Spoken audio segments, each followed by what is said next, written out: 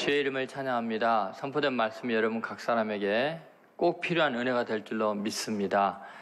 오늘 말씀의 제목은 하나님의 선택이라는 제목입니다. 하나님께서 과연 어떤 것을 귀한 것으로 선택하시고 또 어떤 사람을 구원하실까 하는 제목입니다. 2006년 독일 올림픽 본선 조 추첨을 하는데 독일 라이프치히 월드컵 조 추첨 행사장을 청소하는 사람이 있었습니다. 이 사람이 마티아스 블룸이라는 31살 난 청년인데, 청소를 하다 보니까 쓰레기통 속에서 조 추첨에 쓰였던 그 학교 아니 뭐 그 사람 나라들이 이제 명단이 이렇게 나오잖아요. 뭐 독일, 영국 뭐 이렇게 쭉 나오니까 그 쓰레기통에 구겨져 있는 그것을 보고 버리기는 아깝고 뭔가 좀 의미 있는 일인 것 같은데 일단 가져갔습니다. 그리고는 생각해 보니까 이것을 그 인터넷 경매에 올리면 어떨까 이런 생각이 들었고, 이 독일 이름이 찍힌 한 장을 먼저 인터넷 경매에 올렸습니다. 이베이라는 경매에 올렸는데, 뭐 경매가 계속 경매가 올라가더니 1만 1250유로로 우리나라 돈으로 그 당시에 지금부터 거의 10년 전인데요 1340만 원에 낙찰이 됐어요. 그래서 그것을 산 사람이 랄프라는 사람인데요. 너무 놀랄 일 아닙니까? 그 다음 경매로 이제 올릴 게 영국, 잉글랜드라는 이제 이름이 찍힌 건데, 그것을 보기 위해서 경매에 참가하기 위해서 1만 5천 명 이상이 접속을 하게 됩니다. 결국은 이 청년은 쓰레기 더미에서 어마어마한 부를 창출하게 되고 가치를 새롭게 만들게 되죠. 여러분 가만히 생각해 보면 사람들은 별 쓸데없는 거에 손을 다 쓴다. 가치를 둔다. 아니 그 조추첨에 쓰이는 종이에 쓴 서독이나 내가 프린트한 서독이나 뭐 다를 바가 없는데 왜 그것에 막 1000만 원이 넘는 어마어마한 돈을 지출하면서 그걸 귀하게 여길까? 사람마다 가치 평가의 기준이 다른 것 같아요. 저는 절대로 그거 안 삽니다. 100원이어도 안 사죠. 여러분은 어떨지 모르겠습니다. 근데 여러분 가만히 생각해보면 어떤 사람에게는 아주 쓸모없는 것이 어떤 사람에게는 아주 소중한 것이 될 수 있다는 거죠. 우리 인간들이 생각할 때 아무리 가치 없다고 생각해서 쓰레기통에 버린 쓸모없는 인생이라고 생각하는 거나 사상이나 가치가 하나님께는요 굉장히 귀한 것일 수 있습니다. 그것이 독생자를 희생해서 십자가에 죽게 할 만큼 값을 아주 비싸게 매기고 구원해야 될 그런 존귀한 존재가 될 수도 있다는 거죠. 여러분 우리들이 가만히 생각해 보면은 기독교의 가치가 어디 있을까? 다른 종교와 세상 사람들과 가치에 대한 평가가 달라야 합니다. 과연 어떤 것이 하나님께서 정말 귀하게 여기시는 걸까? 오늘 본문을 보면 복음의 아주 본질적인 한 측면이 놀랍게 나와 있습니다. 여러분이 오늘 본문 이야기를 아시죠? 지난주에 오신 분들은 뭐 흔히 아시겠지만 간단하게 소개해드리면 그렇습니다. 다윗의 아들 압살롬이 암논 왕자를 살해하고 도망갔습니다. 살인한 자가 왕자죠. 왕이 그를 심판해야 되는데 멀리 도망가 있습니다. 외국에 도망가 있습니다. 마음이 아픕니다. 그런 상황에서 요압 장군이 드고아의 지혜로운 여인을 보내서 다윗에게 이런 이야기를 하게 하죠. 내게 두 아들이 있는데 큰아들 둘째 아들 쳐 죽였습니다. 그랬더니 마을 사람들이 와서 그 살인한 첫째 아들을 내놔라, 그 죄값을 치르겠다고 그 첫째 아들도 죽인다고 하는데, 그러면 내 생명의 숯불이 다 끊어지는 거 아닙니까? 꺼지는 거 아닙니까? 살려주십시오 하고 이야기를 하니까 다윗 왕이 네 아들 아무도 손 못 대게 하겠다, 이렇게 지켜준다고 하니까 이제 오늘 본문에서 이야기 나옵니다.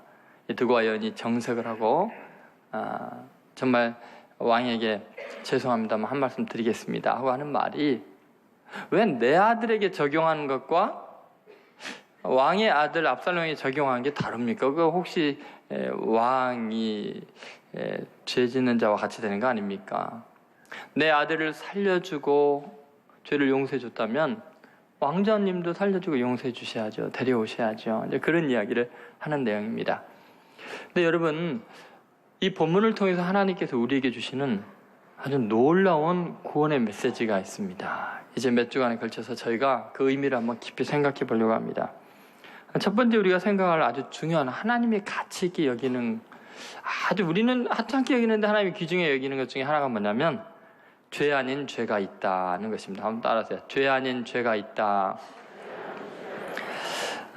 여러분, 이 13절 말씀을 보면은 드고와 여인이 다윗이 죄라고 생각하지 않는데 그 죄가 될 수 있습니다 라고 지적하는 내용이 나오죠. 같이 한번 읽어보겠습니다. 여인이 이르되 그러면 어찌하여 왕께서 하나님의 백성에게 대하여 이 같은 생각을 하셨나이까? 이 말씀을 하심으로 왕께서 죄 있는 사람같이 되심은 그 내쫓긴 자를 왕께서 집으로 돌아오게 하지 아니하심이니이다. 여기 보면 여인이 왕께서 죄 있는 사람같이 되셨다 이런 말을 하잖아요. 근데 요 구절 앞과 뒤가 적용 대상이 다르기 때문이라는 거예요. 그게 뭐냐면 죄 있는 사람같이 되신 이유가 뭐냐면 왕이 백성들을 향해서 할 때는 살인한 자여도 자기 자식이면 용서해주는 엄마의 마음으로 용서를 해주셔놓고 왜 왕께서는 당신의 아들 왕자에게는 왕 자신에게는 그 은혜의 법칙을 적용하지 않고 그렇게 용서를 못하고 괴로워하십니까? 이런 말이죠. 그것은 왕이 죄 있는 사람 같이 되는 거나 마찬가지입니다. 왜냐하면 공평하지가 못하니까. 백성에게는 사랑과 은혜를 베풀면서 왜 당신 자신에게는 혹독하게 하십니까?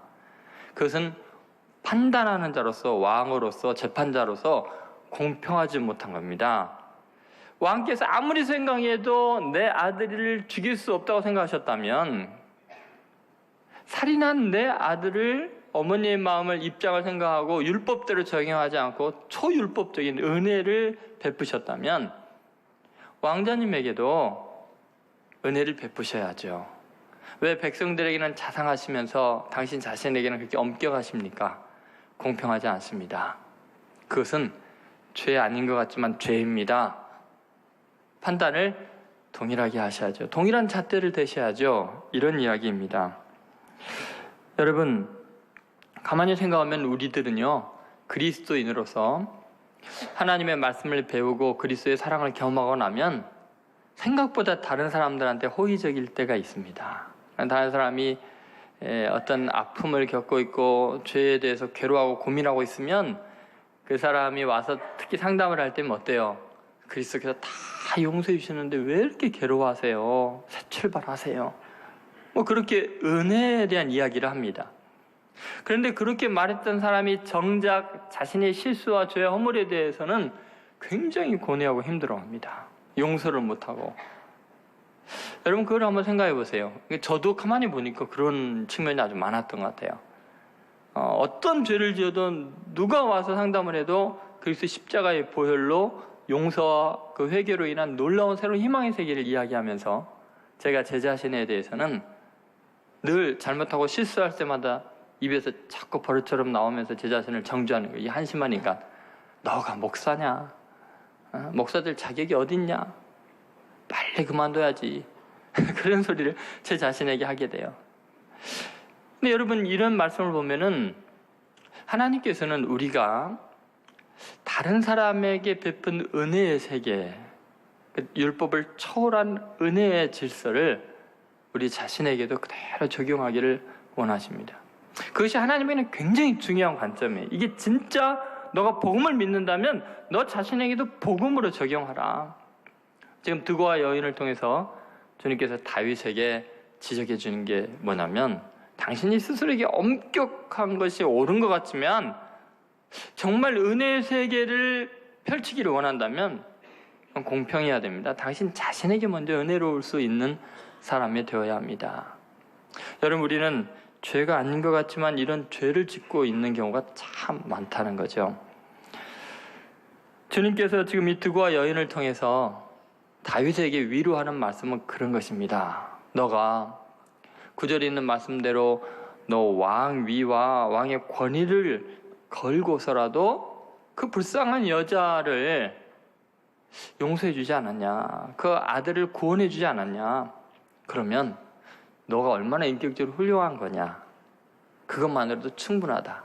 너가 베푼 은혜와 사랑으로 내가 너도 구원하겠다.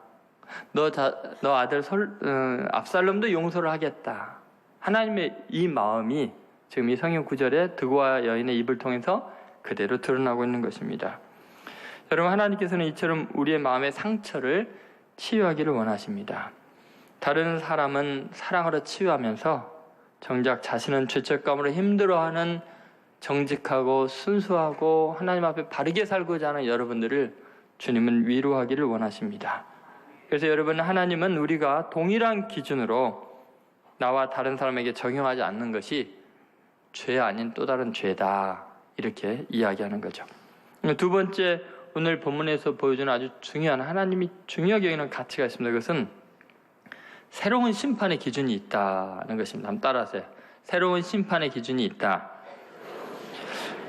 여러분, 오늘 본문을 통해서 하나님께서 우리에게 아주 중요시 여기는 새로운 가치가 있습니다. 그것은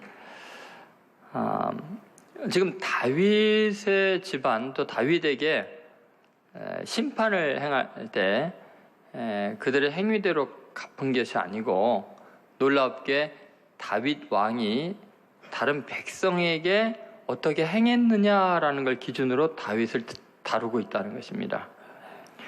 여러분, 본문의 아주 중요한 핵심 요소는, 하나님이 아주 중요하게 여기는 것은 압살롬이나 다윗이 어떤 행위를 했느냐보다도 지금 다윗이 자기 백성 이 드고와 여인의 아들에 대한 이야기를 듣고 어떻게 반응하느냐, 그를 용서하느냐 정죄하느냐, 그것이 더 의미 있는 일이라는 거예요. 하나님께는 더 가치가 있는 거예요. 우리들은 보통 내가 행한 것이 하나님 앞에 직접적으로 가장 중요한 하나님의 심판 기준이라고 생각하는데, 하나님은 그게 아니고 내가 행한 것보다도 다른 사람에 대해서 내가 어떻게 말하고 어떻게 평가하느냐가 내가 행한 것보다 더 심각한 가치가 된다는 것입니다. 여러분, 다윗은 지금 그 여인을 불쌍히 여기고 그 큰아들을 살인한 자를 용서해 줌으로써 하나님께 용서를 받고 위로를 받는 놀라운 경험을 하게 됩니다.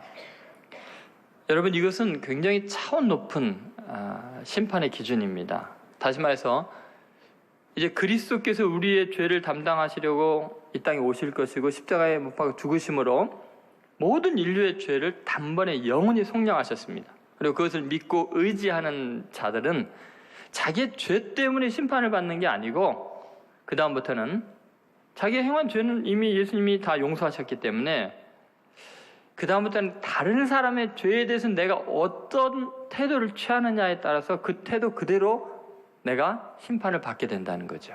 그래서 굉장히 하나님에게는 이게 중요합니다. 여러분, 제가 무슨 말을 하고 있는지 지금 이해를 하시는 눈빛이죠, 그게? 한번 잘 생각해 보십시오. 지금 성경이 아주 일관된 메시지의 흐름, 복음의 아주 본질적인 그 영향력과 그 결과의 아주 중요한 요소가 뭔가? 예를 들면 마태복음 7장 2절에 주님께서 이런 이야기를 하고 계시죠. 같이 읽어보겠습니다. 너희가 비판하는 그 비판으로 너희가 비판을 받을 것이요, 너희가 헤아리는 그 헤아림으로 너희가 헤아림을 받을 것이니라. 여러분, 이거는 어마어마한 복음이면서 굉장히 무서운 이야기이기도 합니다. 전혀 심판의 기준이 달라지고 있다는 거예요. 우리가 일반적으로 세상 사람들이 중요시 여기는 가치와 전혀 다른 차원에서 심판이 진행이 됩니다. 이게 뭐냐면, 우리는 보통 내가 잘못하느냐 잘하느냐로 비판을 받을 거라고 생각하는데 그런 게 아니라는 거예요. 너희가 비판하는 그 비판으로 너희가 비판을 받을 거다. 너희가 헤아리는 그 헤아림으로 너희가 헤아림을 받을 거다라는 말씀입니다. 만약에 다윗에게 이걸 적용한다면 고스란히 그렇게 적용이 되는 거예요. 지금 다윗이 지금 드고와 여인의 큰아들에 대해서, 살인한 자에 대해서 어떠한 태도를 취하느냐가 하나님께 자기의 큰아들을 어떻게 대우해 달라고 이야기하는 거나 똑같아진다는 거예요.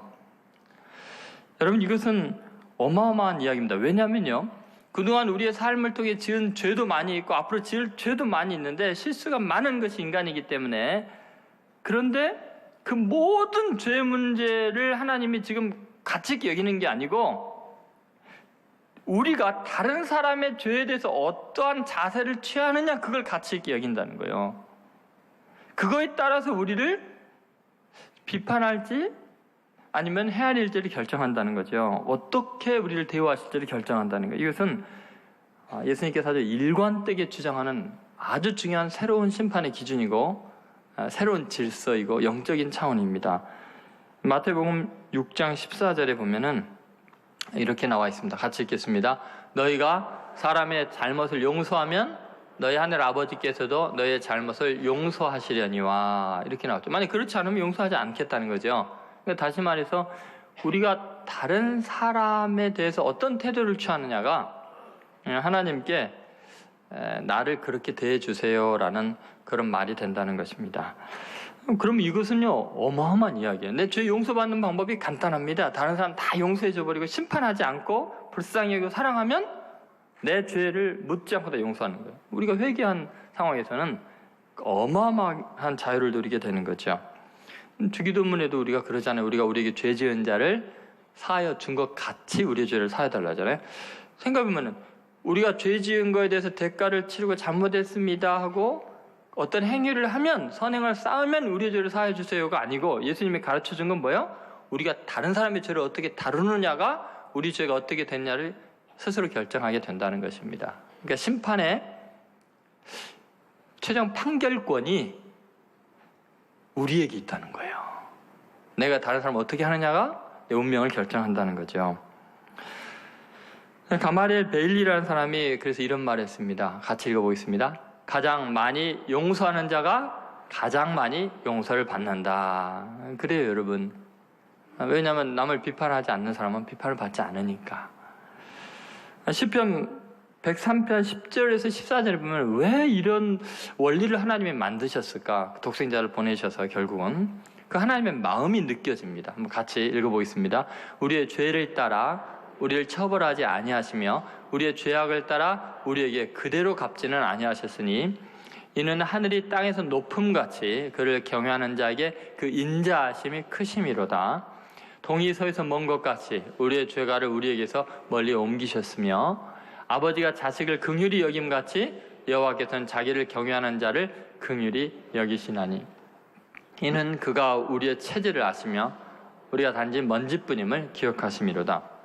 보통 하나님은 우리를 심판하실 때 우리 행위대로 갚는다는 게 제1원칙이잖아요. 그런데 행위대로 갚지 아니하는 이유가 뭐예요? 인자하심이 크기 때문에. 근데 왜 인자함이 커요? 아비가 자식에게 함같이 우리를 대하기 때문에. 드고와 여인이 자기 자식이 범죄해도 죽은 아들도 자식이지만 죽인 아들도 자식이니까 이거 왼수이지만 사랑할 수밖에 없는 대상인 것처럼 인자함을 베푸는 것은 부모의 마음이에요. 죄인이어도 내 아들인데 어떻게 합니까? 사랑하니까. 그래서 행한 대로 갚는 게 아니라는 거예요. 그것이 아버지 하나님의 마음이에요. 부모가 자식을 대하는 것처럼 우리를 대하는 그 하나님의 마음 때문이죠. 그러니까 지금 다윗은 왕으로 앉아있지만 압살롬에게는 아버지잖아요. 근데 왕으로의 마음만이 아니라 아버지의 마음, 그거에 대한 이야기를 하고 있는 것입니다. 그래서 이사야서 43장 25절에 보면 왜 하나님이 우리를 행한 대로 갚지 않고 용서하려고 애를 쓰는지 나와 있습니다. 같이 있습니다. 나 곧 나는 나를 위하여 내 허물을 도말하는 자니 내 죄를 기억하지 아니하리라. 여러분, 왜 누구를 위해서 그렇게 허물을 도말하고 죄를 기억하지 않는다 그래요? 누구 위해서? 예? 나를 위해서요? 하나님 자신을 위해서. 왜요? 우리를 너무 사랑하시니까. 드고와 여인이 살인한 그 아들을 살려달라고 애를 쓰는 것은 그 남은 아들이 자기의 희망이기 때문이에요. 자기 목숨에 남은 숯불 같은 존재이기 때문이에요. 그 아들 생명 잃으면 자기는 존재 하나 많아요. 살 의미가 없어지는 거예요.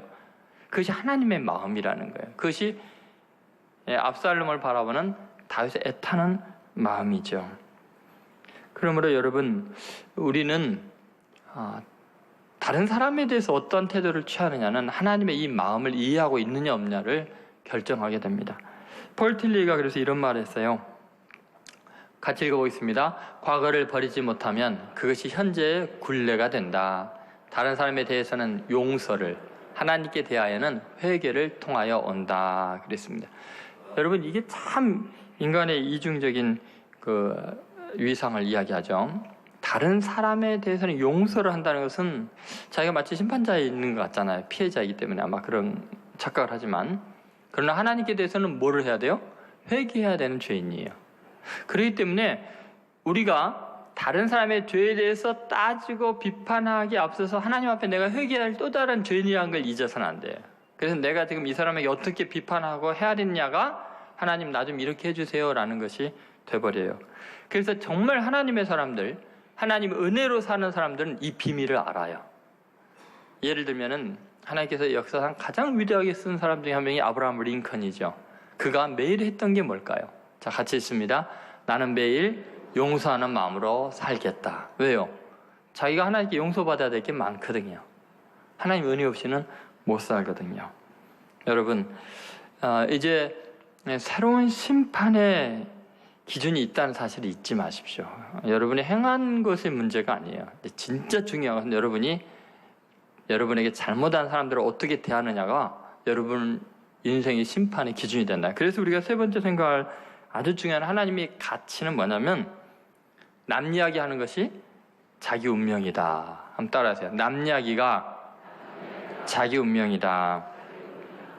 여러분, 이게 굉장히 중요한 이제 성경의 원리 중에 하나입니다. 하나님의 뜻이 어디 있는가 잘 보십시오. 실제로 우리 인생은요, 자기 자신을 바라보기가 힘듭니다. 그런데 남 이야기는 아주 잘합니다. 그런데 그 남 이야기 하는 것 속에 사실은 자기 자신에 대한 고백이 나와요. 이런 것을 이제 이용해서 오페라라든지 드라마라든지 이런 것들은 이제 진행이 되는데, 여러분 보세요. 여러분 드라마 보면서 눈물을 흘리는 이유가 뭐예요? 그 드라마에 나오는 사람이 주인공이 자기라고 착각을 하기 때문이에요. 막 분노하는 이유가 뭐예요? 여러분이 드라마에 나오는 시어머니를 막 욕하는 이유가 뭐냐? 사실 자기 시어머니 욕하고 싶은데 속 시원하게 드라마가 해주니까. 가만히 생각해 보세요. 그걸 바라보신 하나님은 어떻게 했어요? 예를 들어서 루제로 레온가발로가 작곡한 오페라 중에서 이 팔리아치라는 유명한 오페라가 있습니다. 근데 이 팔리아치에 나오는 이 구조를 보면요, 이 오페라 안에 연극이 진행이 돼요. 그러니까 주인공이 이 극단을 운영하는 사람인 거예요. 그런데 자기 아내가 부정을 저질렀다는 소식을 듣고 그 아내의 행동이나 말에 대해서 이제 신경을 많이 쓰고 있는데, 이제 자기가 주인공으로 출연한 연극에서 사람들이 다 보는 데서 상대편 여배우가 하는 말이 자기 아내가 부정을 저지른 거하고 똑같은 이야기를, 그 아내가 이제 하게 돼, 연극을 하게 되니까 그게 사실이냐 그러면서 이제 흥분하게 되는 거예요. 그러니까 현실의 사건이 드라마에서 그대로 진행이 되니까 자기는 절제를 잘 하면서 연극을 할 수 있다고 생각하는데, 갑자기 현실과 연극이 같이 짬뽕이 되면서 실제로 찔러 죽여요, 아내를. 그리고 그 정부가 나와서 말리려고 하니까 그도 찔러 죽여요. 관객들은 연기가 너무 리얼하다 했는데 살인사건이 돼버리는 거예요. 여러분, 여기서 이야기하는 게 뭐냐면, 남의 이야기하는 것 같지만 사실은 인간이 자기 이야기예요. 셰익스피어의 햄릿도 똑같은 구조로 되어 있습니다. 근데 이런 것들이 굉장히 이제 현대 드라마나 연극이나 영화에서 이제 차용이 되는데, 이게 뭐냐면 만화를 보는데 만화 속에 주인공이 튀어나오고 그것이 막 같이 활동하게 되는 그런 환상과 현실이 교차하게 되는 거죠. 여러분, 이런 원리들이 성경에 다 나와 있는 겁니다. 예를 들면 다윗이 자기 자신의 입장을 이해를 못하니까, 지금 다윗 자기 이야기가 어느 형편인지를 알게 하려고 나단 선지자가 그 불쌍한 한 마리 양을 데리고 있는 가난한 사람과 부자 이야기를 하잖아요. 그러니까 그걸 잡아먹으니까 그놈 잡아 죽이겠다고 하니까 그게 당신이요 이렇게 이야기하잖아요. 그러니까 이야기 속에 자기가 있는 걸 모르는 거죠. 그래서 오늘 드고와 여인도 똑같은 거예요. 지금 다윗이 뭘 어떻게 해야 될지를 모르고 자기 운명을 어떻게 해야 할지 모르니까 지금 드고와 여인이 그 이야기를, 스토리를 가지고 와서 이제 다윗의 자신의 입장을 객관화해서 볼 수 있도록 그런 이야기를 해준 거죠. 여기서 이제 중요한 것은 뭐냐? 하나님께서 정말 귀하게 여기는 것은 뭐냐면요, 우리가 남 이야기하는 것 같지만 사실은 자기 이야기하고 있다는 거예요. 우리가 남을 비판하고 다른 사람에 대해서 평가하고 그 사람이 이렇다 저렇다 말하는 것이 자기 자신의 운명이 된다는 거예요. 자, 왜 그럴까요? 여러분, 다윗이 이제 드고와 여인의 이야기를 들으면서 이제 지금의 다윗의 성경적인 반응과 다른 반응을 했다고 생각해 봅시다. 예를 들어서 다윗이 드고와 여인이 내 큰아들 좀 살려주십시오, 살인했지만 그래도 내 아들입니다 할 때 다윗이요, 마음이 그날따라 다 강팍해져가지고 무슨 말이냐? 동네 사람들이 맞지? 이 나라의 법이 질서가 있는데 내가 어떻게 살인한 자를 용서하느냐? 당장에 네 큰아들 잡아와라. 그리고 죽이면 무슨 일이 벌어져요? 어마어마한 일이 벌어지는 거예요. 그 아들 압살롬 잡아와서 죽여야 되는 일이 돼요. 분명히 드고와 여인과 그 아들을 심판하는 말을 하는 것 같지만 실제로는 지금 자기 아들과 자기의 운명을 이야기하고 있는 거예요. 자기 입으로 결정하는 이야기를 하고 있는 거예요. 무서운 이야기입니다. 다윗은 까마득하게 몰라요. 지금 그 모르고 그냥 드고와 여인이 불쌍하고 그 살인한 아들도 참 불쌍하다, 오직 있으면 동생이 죽게 남는데 그들을 용서해 주자고 했는데 그 선언이 자기 아들 압살롬 용서하고 자기 마음을 위로하는 운명을 그렇게 바꾸는 이야기가 된다는 거예요. 그러니까 여러분, 우리가 지금 다른 사람에 대해서 이야기하는 게 내 운명이 되고 있는 걸 모르는 거예요. 하나님 앞에 나 이렇게 해주세요 하는 거예요. 이건 제 이야기가 아니고 성경의 원리예요. 예수님께서 강조하고 또 강조한 이야기예요. 마태복음 7장 12절에 보면 이렇게 나와 있죠. 같이 있습니다. 그러므로 무엇이든지 남에게 대접을 받고자 하는 대로 너희도 남을 대접하라. 이것이 율법이요 선지자니라. 여러분, 이것이 율법이요 선지자라는 말은 이것이 하나님의 원칙이다라는 말이에요. 이렇게 된다는 거예요. 그게 뭐예요? 무엇이든지 남에게 대접을 받고자 하는 대로 너희도 남을 대접하라는 것이 이웃에게 착하게 해주면 그 이웃이 나에게 착하게 대접한다라는 것도 되겠지만, 내가 이 남에게 어떻게 대하느냐가 하나님이 나를 어떻게 대하느냐를 결정한다는 거예요. 다시 말해서 내가 다른 사람에 대해서 말하고 조치를 취하고 이런 것들이 다 자기 운명이 꼭 그렇게 되게 되어 있어요. 여러분, 사극을 보든 연속극을 보든지 다 보세요. 반드시 자기 운명은 자기가 결정해요. 자기가 다른 사람을 어떻게 대하느냐에 따라서 다 달라지게 되어 있어요.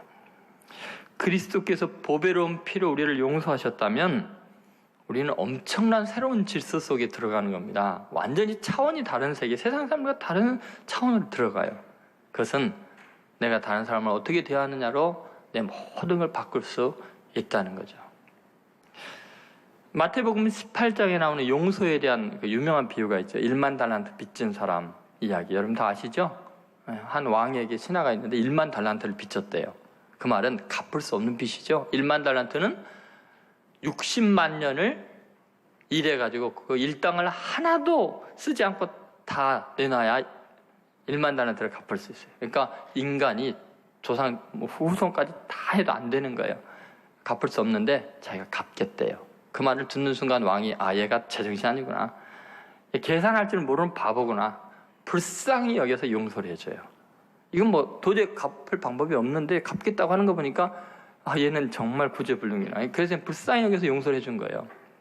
그런데 나가다가 동관 하나를 만나, 친구를 만났는데 자기한테 100데나리온 빚진 거죠. 100데나리온은 3개월치 월급이에요. 그럼 갚을 수 있잖아요, 열심히 노력하면.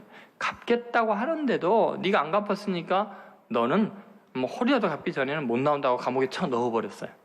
주위에 있는 친구들이 보고 화가 나가지고 뭐 이런 인간이 있나 해서 왕에게 일러 바쳤더니 왕이 불러와가지고 하는 말이, 내가 너를 불쌍히 여긴 것처럼 내 동관을 불쌍히 여기는 것이 마땅하지 않냐. 그 자연스러운 게 돼야지. 그게 힘든 일이냐? 너가 나한테 어떤 대접을 받았으면 너도 그 대접 받은 대로 남을 대접해야 되는 거 아니냐. 그러니까 너가 네 친구에게 한 것처럼 나도 너한테 말하겠는데, 너가 홀이라도 갚기 전엔 결단코 감옥에서 못 나오겠다. 다시 말해서 이 친구가 자기 친구에게 했던 그대로 그게 자기 운명이 되는 거예요. 자기가 말하고 비판하고 평가하고 대우한 대로 자기 운명이 그렇게 돼버린 거예요. 여러분, 이게 얼마나 놀랍고 무서운 이야기인지 모릅니다. 그러면 어떤 의미에서는 얼마나 복된 이야기인지 몰라요. 만약 그리스도인이 사랑한다면, 용서한다면, 축복한다면, 선을 행한다면 우리의 운명은 어마어마하게 달라지는 거예요. 너무너무나 놀랍도록 복을 받게 되는 거죠. 그래서 예수님께서 우리에게 준 새 계명인 새 계명. 요한복음 13장 34절에 그 유명한 구절이죠. 같이 읽어보겠습니다. 새 계명을 너에게 주노니 서로 사랑하라. 내가 너희를 사랑한 것 같이 너희도 서로 사랑하라. 예수님께서 왜 새 계명을 주는지 알겠죠. 왜 원수를 사랑하라 하는 줄 알겠죠. 그게 원수 대하는 거지만 사실은 내 운명을 내가 결정하고 있는 거거든요. 서로 사랑하면 서로 복을 받는 거예요. 하나님께 사랑을 받는 거예요. 귀히 여기는 거예요. 그것이 계명이라는 말은 이건 지켜도 되고 안 지켜도 되는 게 아니라 이거 안 지키면 죽는다는 거예요. 그것도 새 계명이라는 건 뭐예요? 옛 계명을 대체한 거기 때문에 옛 계명은 아무 의미가 없다는 거예요. 새 계명 한 가지 딱 주는데 이것만 지키라는 거예요. 이거 안 지키면 죽는 거예요. 옛 계명을 대체한 겁니다. 10계명이건 613가지의 그 구약의 여러 가지 율법들, 365개 하지 말라, 248개 하라, 이런 것들을 다 그냥 없던 걸로 하고 새 계명 하나 딱 준다. 이 말이 무슨 말이냐면요, 어느 게 효력이 있는 거예요. 새 계명이 효력이 있어요? 헌계명이 효력이 있어요. 새 계명이에요. 헌계명은 아무 의미가 없어요. 그러면 여러분 생각이 어때요? 여러분 생각에 살인하는 사람, 간음하는 사람, 도둑질하는 사람의 죄가 클까요? 사랑하지 않는 사람 죄가 클까요? 어느 것이 죄로 남아있을까요? 그래서 사랑하지 않는 것이 살인한 것보다 더 큰 죄예요. 기독교의 사랑은 선택사항이 아니에요. 내가 사랑하지 못해도 되지, 내가 좀 저 사람 혼 좀 내면 어때? 그게 아니라 자기 혼내라는 말이나 마찬가지예요. 사랑하지 않으면 죽는 거예요. 계명을 어기는 거예요. 모든 율법을 범하는 거예요. 그래서 사랑하면 모든 율법을 완성하는 게 되는 거예요. 그러니까 우리가 다른 사람을 어떻게 대하느냐 할 때 서로 사랑하라고 이야기를 하시는 거죠. 그것이 그리스도인의 제자의 증거이다라는 거죠. 그래서 요한복음 13장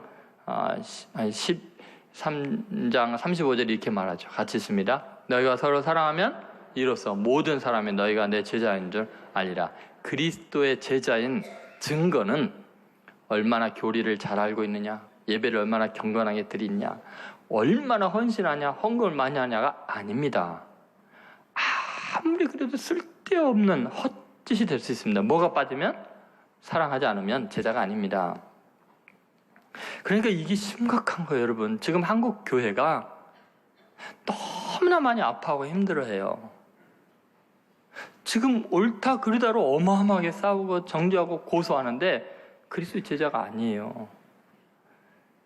서로 사랑하라고 이야기를 하셨잖아요. 그것이 그리스도의 제자인 것을 알게 된다는 거죠. 요한복음 15장 12절 17절에 똑같이 계속 반복하십니다. 서로 사랑하라고. 그것이 내 계명이라고. 여러분, 우리는 다윗처럼 우리의 이중적인 위상을 잊어서는 안 돼요.